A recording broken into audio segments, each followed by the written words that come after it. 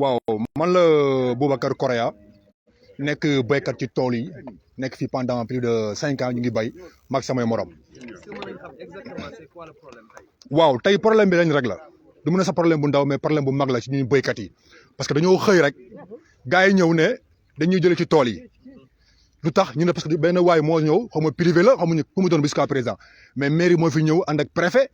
naan dañu fi jëlee ci tool yi ndax tool yi dañu fa war a jóge dañu ko aaloon loolu def nañ boo xoolee ñaari semaine te loolu ñun ànduñu si tey ànduñu si ëllëg ndax ñun tamit ay sénégalais lañu comme yëpp nekk fi di daan doole suñu xaalis la ñu jël def ko ci tool yi di fi liggéey pendant plus de 2 ans ñu ngi ci tool yi di liggéey merci beaucoup benn comme li ma la waxoon rek ñun ay sénégalais lañu sénégalais moo àll moromu sénégalais ñun duñu ay ivoirien duñu ay ghanéen ay sénégalais lañu ñun dañoo àll tool yi eaux et forêt mu ñëw ne la comme que fii forêt la te forêt bi boo xoolee pour mu wax la lu ndaw rek ay jamono forêt bi kenn ñam fi woon dugg ndax fii genre kii la woon rek piste bi nga xam ne malfaiteurs yi fi lañ doon ñëw di jaay seen i yamba fi lañ doon ñëw di def seen i agression maanaam lépp lu ñu jël ci ñaawte fi rek fi lañ ko doon defee benn deuxièmement forêt bi ay temps dafa lëndëmoon kenn amul woon courage dugg fi fii la nga doon ñu dibb seen i suuf def naka sul noonu mais tey ba ñu ñëwee jël tool yi forêt bi jox ko baykat yi dañoo ñëw jël forêt bi nettoyé ko di ci liggéey di ko toppatoo di ci daan seen doole demandé wuñu état dërëm lépp luñ fi am suñu poste la jóge ñun ñoo jaayante ba am fi ay tool di fi liggéey di daan suñu doole ñu xëy bis bëgg koo jël ñun loolu ànduñu si tey ànduñu si ëllëg te tool yi tey imaginel tey ñaata jeunes ñoo fi nekk di liggéey nekkul seulement ay góor rek am na ay kilifa suñu yaay doon ay baana ñoo fi di liggéey di but di jël di yóbbu liggéey caaroy kenn mënu leen fay borom sareet yi ñëw tamit di jël fii marchandise di ko yóbbu seen di jaay di jàppale baana yi kenn mënu leen fay tey ñaata doomu aadama nga nar a sacrifié boo jëlee fii tey yamuñu ci de même xale yu góor yi di football seen terre yaa ngi nii fi la ñu footballee ngi wane seen talent tey boo jëlee suuf soosu noonu tey xale yi fa la ñu footballee sport dafa dox Sénégal tey borom tool yi nekk fi tey di liggéey seen xel fan lan la woon dem Europe jaar ci gaal gi tey ñu bàyyi loolu yëpp ñu ci bëri tey nekkoon ay agresseur di sàcc ñu bàyyi loolu yëpp ñu tool yi di liggéey di daan seen doole tey nga da ngay jël tool yi ñun ñu tey fan lañ jëm état na la sacrifié combien de jeunesse état na la sacrifié ay doomu aadama yi bëree bëri fan lañ jëm tey boo ko jëlee borom tool yi bu ñu demee agressé ba mu la bett bu ñu jëlee yoonu gaal gi tey waroo laa metti kon ñun suñu cause lenn la mooy nañ ñu bàyyi ñu liggéey daan suñu doole te yàlla tax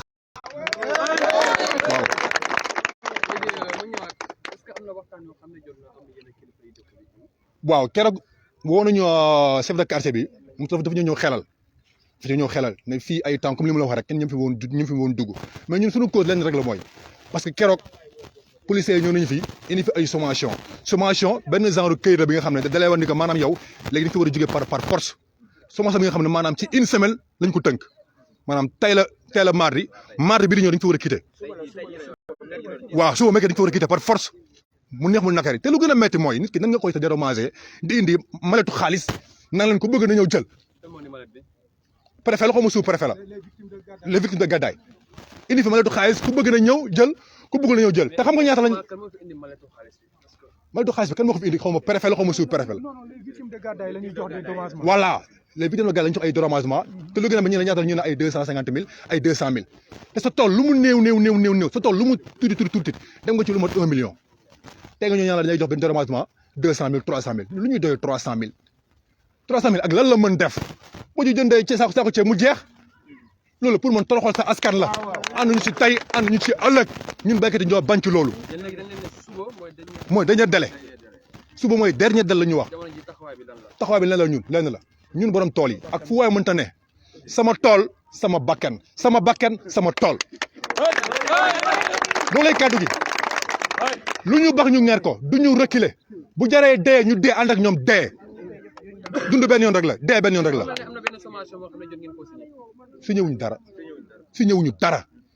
borom tool bu ne lañ ñëw jox la benn sommation benn kayit bu ndaw naan la jox nañ la délai fii ak suba mu ne gaa xam lu ñuy def képp ku jox sommation na ngeen dajale lépp indi ko ñu téye ko loolu dogg la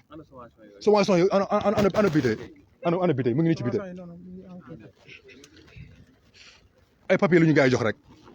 indi ko ne comme sommation ñun borom tool yi képp ku ñu jox ñu dañoo indi sa sommation ñu téye ko di xaar ñu ñëw ñu defante ak ñoom loolu rek la te li gën a métti mooy fii ba léegi waxuñu kan lañu ko war a jox kenn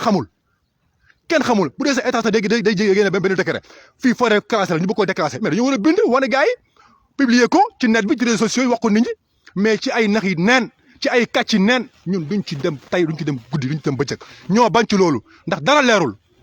toroñ dem ak 9 hectares au moins sa tey booy tabax dara da nga war a def benn panneau wane ne yow tey li nga fi bëgg a def mais kenn xamul li ñu ci bëgg a def y a rien qui justifie ça lépp ci ay nax ak ay tappale duñ ci ànd tey rek duñ ci ànd ëllëg ma ne béykat yi na ngeen boole doon benn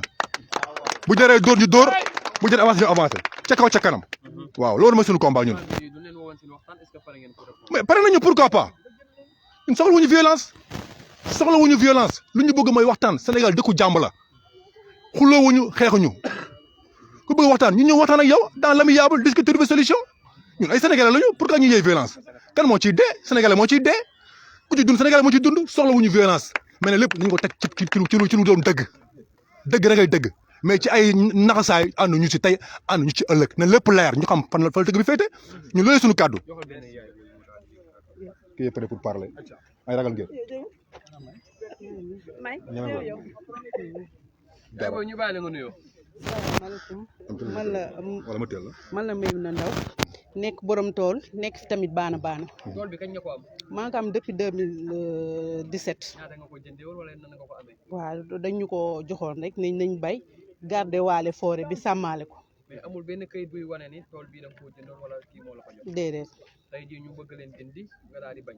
waaw est-ce que loolu tamit yoon la. waaw xam nga ñun dañoo nekk ay yaay yor ay doom ñu war a am liggéey te amuñu liggéey ñu ñëw fii di fi daan suñu doole ñu nag suñuy doom fii am na fi ñoo xamante ne ñu ngi seen 5e année université ay diplômé ñoo fi nekk bañ a sàcc bañ a lekk lu leen leewul tax ñu ñëw ànd ak seen yaay nekk si biir forêt bi di bay di ñaq di jariñu ñun bañ nañ ko ba man baykat ba kii baana laa woon waaye léegi damay bay am yërmande bëgg a dawal ci ñëpp dafa tax ba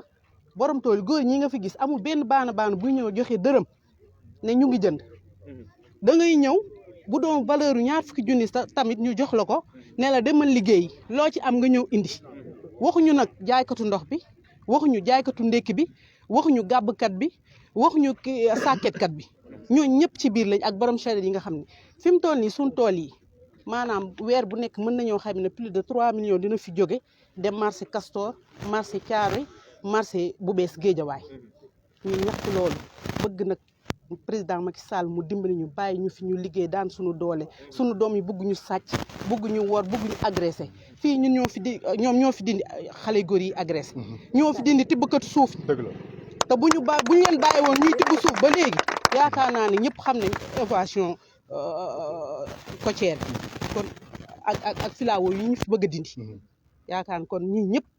ci victime yi la ñuy bokk bis buñ dindee filao ba filao yi jeex ñii ñëpp ndox mi seen kaw la jëm ñu nekk fi nag di sàmm loolu ngir bañ a wor bañ a sàcc kon ne dañoo bëgg ñu dimbali ñu bàyyi ñu fii ci suuf sii nga xamante ne ñun ñëpp ñoo ko bokk ñiñ ko nar a jox gën ñuñ cee yey 9 hectares 9 hectares Demba Ka baa ngi nii bi mu ko jëlee léegi mu mat 3 ans te ba mu ko jëlee maraîcher ya fa nekkoon dara néew fa wow koo nga la def ñoo nekk si dëkk bi di taxawaal di dugg di génn loolu nag la ñuy bañ ñun mu agsi si ñun dañoo bëgg ku ñu bàyyi ñu liggéey nañ ñu bàyyi ñu liggéey ñun ak suñuy njaboot ñu jariñu jërëjëf.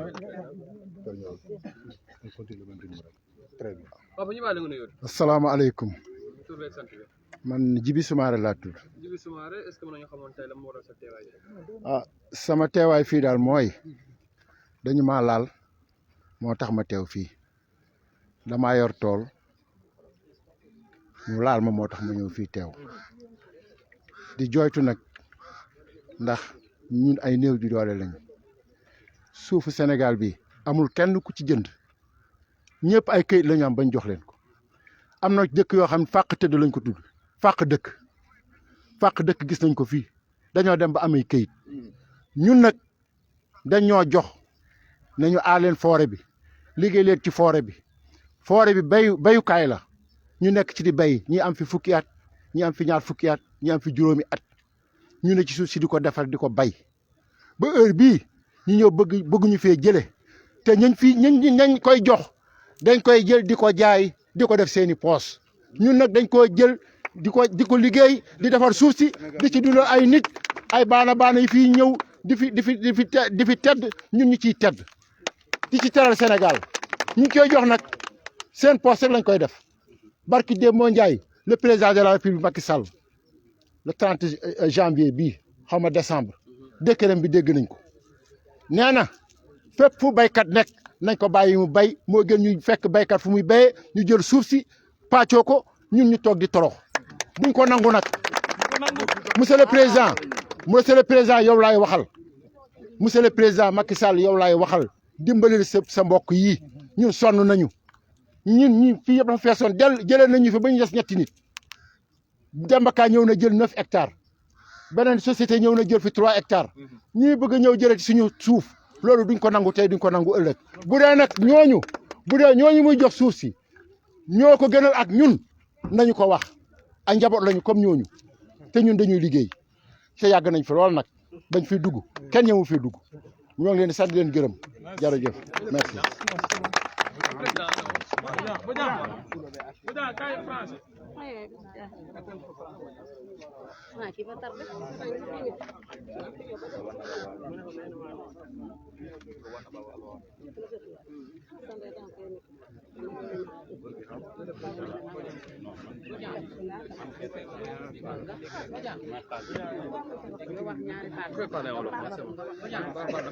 Un instant.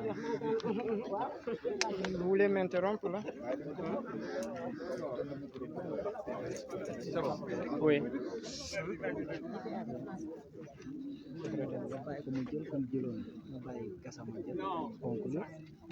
Non, c'est le contenu. Monsieur Boudian, on voulait vous présenter. Assalamu alaikum. Moi, je m'appelle Omar Bodian. Je suis le gestionnaire du projet de production d'eau de l'association des maraîchers de Waruaï. Comme vous le savez, l'association des maraîchers de Waruaï polarise un certain nombre de GIE à l'intérieur, parmi lesquels le GIE OMR. Ma sœur Maïmouna ne vous a pas dit qu'elle est entrepreneur. Hein? Elle a sa société aussi en tant que femme entrepreneur. Donc, vous pouvez le constater. On s'est déplacé avec vos Sénatango, au niveau du côté de Malika, pour encore montrer ce que le GIE d'Indiayen fait comme travail. Hein? Donc, ils ont presque une 50aine d'employés à leur actif. Hein? Il y a un de ces Joben, Ama, hein, qui a plus d'une 20aine d'employés. Hein? Donc, des entreprises de cette pointe, on ne peut pas les installer dans une zone comme une zone de proximité des marchés que constitue ce pôle, nous l'appelons le pôle agricole de Yeumbeul. Donc, ce pôle-là, nous souhaitons que l'État nous aide à le développer. Aujourd'hui, on a vu les partenaires stratégiques de l'État qui restent être l'Union européenne, à travers l'AICS, l'agence italienne pour la coopération au développement au Sénégal. C'est cette agence-là qui nous a appuyés à hauteur de 20 millions dans le cadre de la production d'eau que je disais tout à l'heure, que je dirige. Je suis aussi le secrétaire général de WEMAR, hein, un GIE qui est aussi dans l'association des maraîchers de Waruaï. Vous comprenez aisément que pourquoi l'on agit au nom de l'association des maraîchers de Waruaï. Parce que tous les maraîchers, y compris les entreprises, sont membres de leur moralité et de leur personnel, sont membres de l'association des maraîchers de Waruaï. Est-ce que vous pouvez revenir un peu sur la situation? Voilà la situation. Nous avons reçu des sommations après venant du sous-préfet, le sous-préfet de Yeumbeul, malheureusement, qu'on nous demande de quitter les lieux sans nous avoir donné les bonnes raisons, les bonnes informations. On nous a donné un décret qu'on a vérifié. On nous a donné un autre décret que vous avez sous la main. On a vérifié et de tous ces décrets-là, on n'a pas un retour des archives, on n'a pas un retour donc, encore de l'imprimerie nationale. Donc nous sous-entendons que ces décrets n'existent que de nom. Donc si on veut nous faire lever les lieux sans nous donner la bonne information, c'est un problème. Et préalablement, aujourd'hui, nous ne sommes pas en train d'agresser. Nous sommes en train d'entretenir l'environnement, le seul poumon vert qui reste sur cette côte, sur ce littoral, le seul poumon vert qui reste. Nous sommes en train de l'entretenir. Nous sommes en train de veiller à ce que les agresseurs ne puissent plus élire domicile sur ces lieux. Nous veillons à ce que l'extraction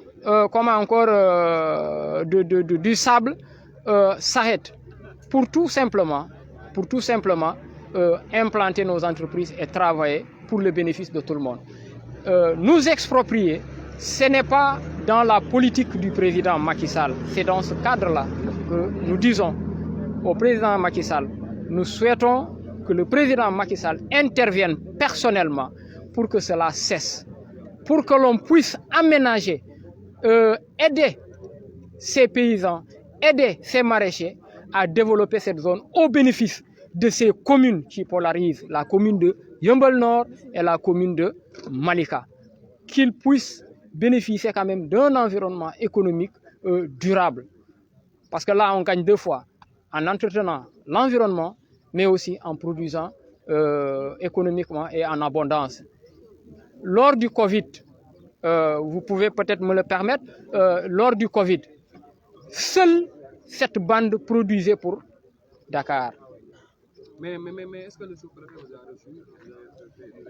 On a fait une réunion, on a demandé audience au sous-préfet qui nous l'a accordé. Mais malheureusement, il nous dit que voilà, ce que vous réclamez, ce que vous voulez, je ne peux pas régler ça à mon niveau. Il faut aller voir le préfet. On est parti voir le préfet. On est parti voir le maire pour l'exposer de la situation. Mais notre souhait... Mais qu'est-ce que le préfet vous a dit? Le préfet a tenu le même discours que s'il reçoit un décret qui lui arrive, il ne va pas poser de questions au président, il l'applique. Mais nous croyons fermement à ce que les politiques doivent être alimentées à la base pour au niveau supérieur. Donc les sollicitations des politiques doivent être à la base. Mais demain, c'est votre dernier délai, vous ont dit de partir. Qu'est-ce que vous comptez faire? Ce que nous comptons faire, nous comptons rester. Nous comptons rester et continuer notre travail. Parce que tout simplement, nous n'avons pas la bonne information. Et nous réclamons la bonne information. Nous ne croyons absolument pas à ce que les politiques de l'État soient cachées. Quand les gens appliquent soi-disant des politiques et que l'on constate qu'ils sont en train de faire du cache-cache, ce n'est pas vraiment la posture de l'État. L'État ne cache pas ses politiques. L'État publie ses politiques. L'État ne cache pas ses politiques. Merci, donc on se donne rendez-vous demain pour voir comment ça va se passer la situation. Merci à vous. Ok, merci.